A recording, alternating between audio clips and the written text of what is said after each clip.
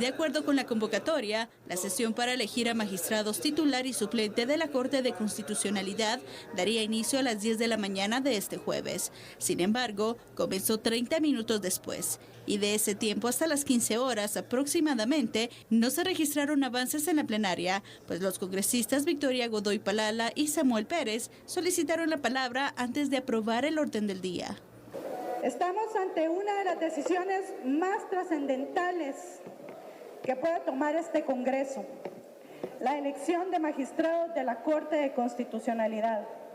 Y cuando digo trascendental, lo digo en el sentido más profundo de la palabra, aquello que marca el rumbo del país.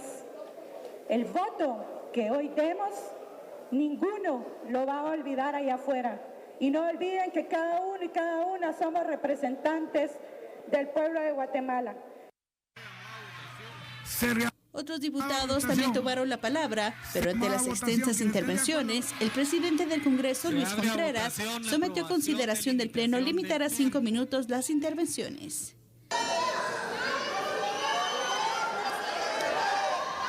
Se hace el último llamado a votación. Se cierra la votación. El resultado de la votación es el siguiente. Votos a favor 56, en contra 79, ausentes 25. Por lo tanto, queda improbado la moción para limitar el tiempo.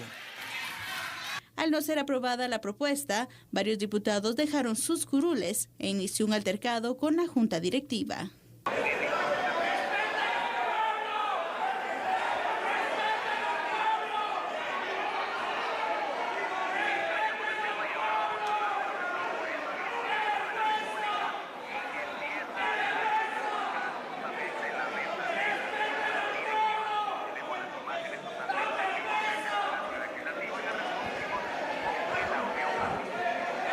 Ante la situación, el presidente hizo un llamado al orden para que los diputados regresaran a sus lugares y retomar la sesión.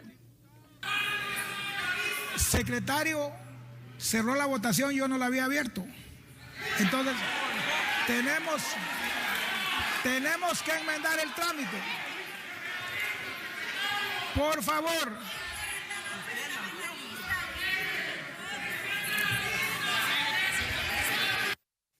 Por favor, regresan a sus curules. Señores, hay más de 30 oradores. Por eso se estaba tratando de limitar el tiempo a 5 minutos, para que todos participen. Por favor, regresan a sus lugares.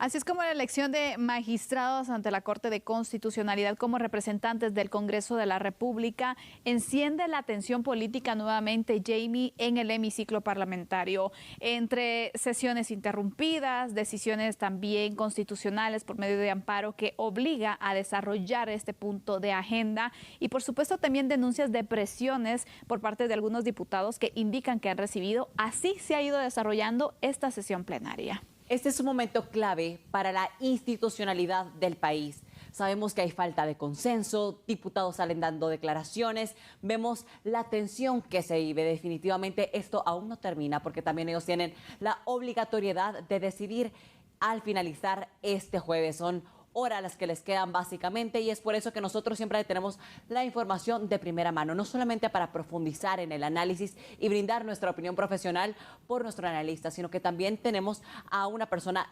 designada para que pueda estar al pendiente de todo lo que sucede en el Palacio Legislativo, donde todos los legisladores están tratando de llegar a un consenso definitivamente. Así es, durante la mañana en la jornada teníamos a Karen Juárez cubriendo desde el hemiciclo parlamentario y ahora en esta hora de la noche se encuentra Kelly Orantes dando cobertura también, esta cobertura interrumpida que hemos tenido desde el hemiciclo para poder darnos cuenta qué es lo que está pasando a esta hora de la noche desde el hemiciclo parlamentario. Así que, ¿qué te parece si vamos con Kelly Orantes con la información? Kelly, buenas noches. ¿Qué está pasando en el Congreso?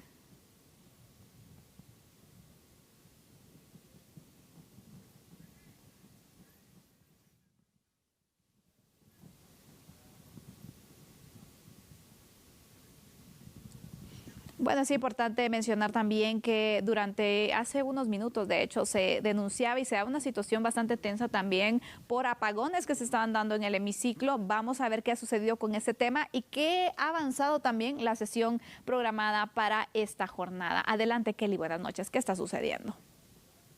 Todos merecemos el mismo tiempo para poder expresar. Audiencia de A la Medida, compañeros en el estudio, quiero contarles que han transcurrido casi 11 horas desde que inició la sesión en el Congreso de la República. Ya hubo confrontaciones entre los diputados, empujones y discusiones que han durado más de 3 horas de manera individual. Lo único que no han hecho los diputados es elegir al nuevo magistrado titular y suplente para la Corte de Constitucionalidad, que justo este es el objetivo de la sesión, luego que la Corte de Constitucionalidad ordenara retomar la plenaria del pasado martes, se quedó suspendida por falta de quórum. En la orden de la CC se menciona que esta reunión debe ser específicamente para designar a los magistrados constitucionales. Sin embargo, a esta hora de la noche no se ha realizado todavía.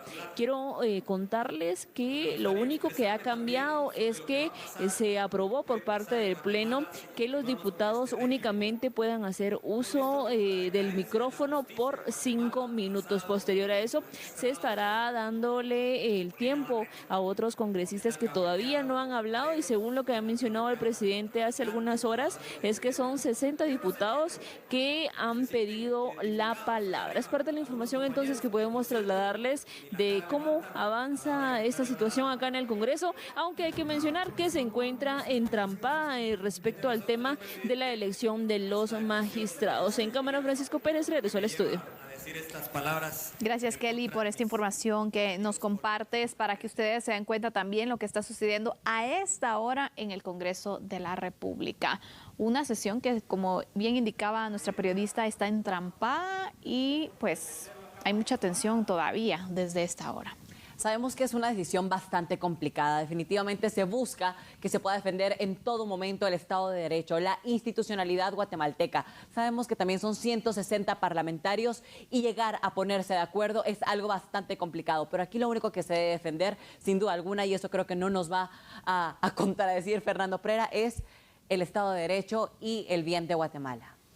Claro, estamos, como bien lo comenta Jamie, en el trabajo de lo que debería ser 160 diputados en el Congreso de la República. Sin embargo, pues hay una muy buena cantidad de ausentes, hay algunos diputados que incluso tienen licencia para faltar, y pues esto nos deja con un número, y al final hemos hablado en varias ocasiones que la matemática es la ciencia exacta.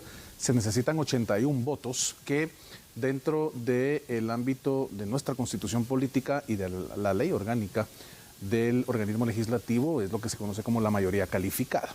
Con 81 votos, automáticamente entonces el grupo que logre esa cantidad estaría colocando a el magistrado o la magistrada a quien estén impulsando.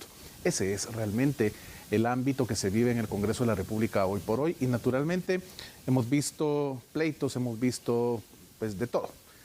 El gran de los inconvenientes es que querían tener el espacio libre para poder generar sus alocuciones. Y esto, naturalmente, haría que se rebasen las 12 de la noche, que es el tiempo límite, en cuanto a que la resolución de la Corte de Constitucionalidad obligó que realmente hoy, antes de que finalice este día, que tiene 24 horas, naturalmente se tiene que tener ya la elección. Así que el tiempo va corriendo como nunca. Bueno, estamos acostumbrados a eso en el Congreso. Quisiéramos ver otro tipo de intervenciones en donde realmente la clase política pudiera demostrar con argumentos sólidos cuál es su posición. No ataques, no empujones, no pegarse, que al final eso no nos lleva a nada como Guatemala. Sin embargo, pues veremos cómo avanzan las siguientes menos de 3 horas ya. Así que ese es el tiempo límite para la escogencia por parte del organismo legislativo. Si bien la intervención de los diputados es un derecho que tienen y está parte dentro de sus funciones, considero que en ocasiones se utiliza como una estrategia. Yo estuve escuchando varias de las intervenciones y discúlpenme, habían algunos argumentos o intervenciones que yo decía, ¿y esto qué tiene que ver con lo que están conociendo? Claro. Hablando de historia, hablando de los tiempos, no, de verdad. Es una estrategia en muchas ocasiones, entonces creo que aquí el diálogo y sobre todo el actuar en el legislativo debe de irse enfocando en, obviamente, ejercer ese derecho, limitar, ¿por qué? Porque había una cantidad grande también de solicitudes para intervención y justificación y razonamiento de su voto, que obviamente se tenía que ir conociendo. Por eso era el tema de poderlo limitar. Y aparte, considerando de que hay un tiempo que ya un amparo de la Corte de Constitucionalidad, que por cierto fue cuestionado incluso por algunos diputados, se ha dado. ¿Qué pasa, Fernando, si llegamos a las 12 de la medianoche y no se avanza en este punto de agenda? ¿Hay algún tipo de repercusión? ¿Hay algún tipo de seguimiento legal también que se pueda accionar en contra del Congreso de la República? ¿En qué estaría cayendo el legislativo ante un escenario como este? Bueno, estaríamos ante una desobediencia de una resolución emitida por la Corte de Constitucionalidad en función del derecho, en la defensa del derecho que está contenido en nuestra Carta Magna. Aquí los diputados deben, sí porque sí, escoger quién va a ser ese magistrado titular y magistrado suplente, pues que representa al organismo legislativo antes de las 12 de la medianoche. Yo quiero recordarle que lo mismo sucede, y cuántas veces lo hemos trabajado aquí en conjunto cuando es aquel famoso 30 de noviembre y no se llega al consenso para la aprobación del presupuesto del Estado para el siguiente año. Entonces, creo que al final Sandy lo ha explicado de una manera muy entendible y muy prudente. Es una estrategia para ir pues simplemente atrasando ese pasar del tiempo, y si realmente se llegara a las 12 de la noche y no hay escogencia, puede certificarse lo conducente en contra de los miembros de la Junta Directiva por no obedecer la resolución emitida por la Corte de Constitucionalidad. ¿Qué va a suceder? Bueno, veremos, porque al final, hace poco tiempo, ya se aprobó la moción que estipuló que realmente las intervenciones de los diputados no pasará de 5 minutos. Eso ya es un avance. El problema es que tenemos una cola de no sé cuántos diputados que quieren tener su espacio.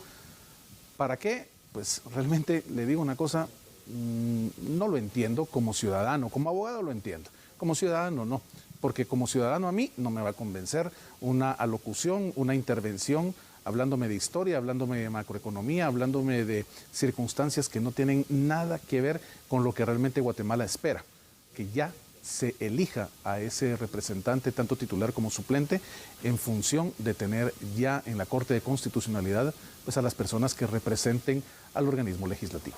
Lo que se requiere definitivamente es determinación, voluntad, porque si bien el presidente Bernardo Arévalo les hizo un llamado para que voten ellos con conciencia, con dignidad, pero también con conciencia, y sabemos de una u otra forma que no lo están haciendo, porque siento que no están teniendo criterio. Al final creo que es innecesario que ellos tengan que hablar 1 minuto, 5 minutos o todo un mensaje para todo el pueblo de Guatemala. Realmente es innecesario. Cuando se tiene criterio propio, determinación y el saber que ellos tienen la potestad individual para poder emitir ese voto, no necesitan llegar a ponerse de acuerdo entre bloques de tal manera, ya que han tenido suficiente tiempo. Por otro lado, Fernando, me gustaría saber cuál es tu opinión acerca de lo que dice también la Organización de Estados Americanos y el panorama internacional, que si bien no nos coloca con una buena reputación, sabemos que esto es más nacional que internacional, pero definitivamente afecta la marca país, afecta a Guatemala y por supuesto la credibilidad política. Bueno, realmente son espacios de organismos internacionales que de una u otra manera no vienen a ser vinculantes en este momento. Pueden emitir pues el juicio que consideren pertinente, sin embargo no va a influir en la decisión de los diputados que necesitan alcanzar ese número mágico de 81 votos. Entiendo que siempre van a haber manifestaciones de que el Estado de Guatemala está afectando X o Y circunstancia en materia política, pero estamos hablando del Congreso de la República. El ADN de esa institución es justamente la política, y es lo que estamos viendo hoy. Es el trabajo de políticos queriendo que su espacio sea el que naturalmente prevalezca, y es la historia. Si usted la analiza 30 años para atrás, ha sucedido siempre lo mismo en el organismo legislativo en este tipo de actividades. Así que, pues por supuesto, habrá de todo un poco en materia internacional, pero al final de cuentas, acá pesa la soberanía de un Estado independiente, en donde un organismo de Estado es el que tiene la última decisión de a quién pone, a quién no pone, haya rechazo o no haya rechazo de la población, de organismos internacionales, o pues al final dentro del mismo hemiciclo parlamentario no es nada que les afecte a quienes voten con ese número de 81 votos, estando de acuerdo de a quien nombran como magistrado titular y magistrado suplente para la Corte de Constitucionalidad. Esta para mí, considero así, quisiera saber tu punto de vista también, Fernando, sería la primera crisis que enfrenta el nuevo presidente del Congreso de la República, porque no habíamos visto sesiones como estas durante el tiempo en el que él está al frente, hablando precisamente sobre su liderazgo y sobre todo la gobernabilidad que podría hasta cierto punto llegar a tener, que es difícil también el papel de presidente del Congreso, porque imagínate tener que consensuar y tratar estos temas tan críticos para poder llevar a cabo las sesiones. Se vio un tema bastante complicado porque a pesar que hacía el llamado no lo escuchaban. Entonces aquí creo que sería el primer reto y el primer punto de tensión que ha experimentado el presidente actual del Congreso de la República, y sobre todo cómo queda la gobernabilidad y esta fragmentación política en cuanto a acuerdos y consensos e incluso relaciones que se puedan dar partidarias en el legislativo. ¿Cómo analizamos estos puntos, Fernando? Ok, lo más importante es que cuando tú analizas y recuerdas, Andy, los distintos trabajos que hemos hecho en los últimos años de los distintos presidentes que han tenido el organismo legislativo, pues ese papel es muy complicado, tener a 159 diputados que están en contra de lo que tú estás haciendo. De verdad, es de lo más complejo que pueda uno imaginarse para poder manejar a lo interno dentro, pues, de este organismo de Estado llamado organismo legislativo. A pesar de que el presidente Contreras ha tratado realmente de llevar la agenda de una manera tranquila, de una manera que pueda existir el diálogo entre los diputados que están dentro del hemiciclo hoy, pues de verdad, por muchos gritos, por mucha súplica, por mucha intentona, que el presidente esté tratando de hacerles ver a los diputados que es necesario para dejar, pues, en una buena posición al organismo legislativo, esto pues no funciona. Y no le ha funcionado a él, no le ha funcionado al anterior presidente, al anteanterior, y si nos vamos a los últimos 10 ha sido la misma situación. Así que vamos a estar pendientes de cómo realmente logra el actual presidente del organismo legislativo manejar todo este esquema junto con la junta directiva, y por supuesto, pues al final estamos, vuelvo a repetir, ante la crema innata de la política en nuestro país, y naturalmente lo que se espera es que en algún momento, cuando se dé el espacio para la votación, se logren esos 81 votos que definan a quien conoceremos como representante en la Corte de Constitucionalidad del organismo legislativo, siendo magistrado titular o suplente. Fernando, brevemente, uno de los temas más fuertes que se ha tocado es la reelección de magistrados, que debería ser algo nuevo. ¿Esto realmente, en tu punto de vista profesional, es viable o consideras que es mejor dejar un refresh en el Congreso de la República en su elección del magistrado titular y suplente de la Corte de Constitucionalidad? Bueno, la experiencia de un magistrado que ya tiene pues 1 o 2 periodos estando allí siempre va a ser funcional, y llevar a una persona nueva pues naturalmente tomará un tiempo prudencial para que conozca el teje-maneje de cómo está este órgano de control, Corte de Constitucionalidad, a lo interno. Simple y sencillamente será una decisión del espacio del organismo legislativo que determine qué es lo mejor, si llevar a alguien en materia de continuidad o llevar a alguien pues nueva, y que pueda hacer pues cambios que consideren los diputados se pueda generar dentro de la siguiente gestión. Así que vamos a estar pendientes qué es lo que sucede, si logran finalmente elegir a sus representantes ante la Corte de Constitucionalidad, o pues pasará entonces un tema de la CC que debe resolver sobre el amparo en el cual hoy deben llevar a cabo este proceso de elección.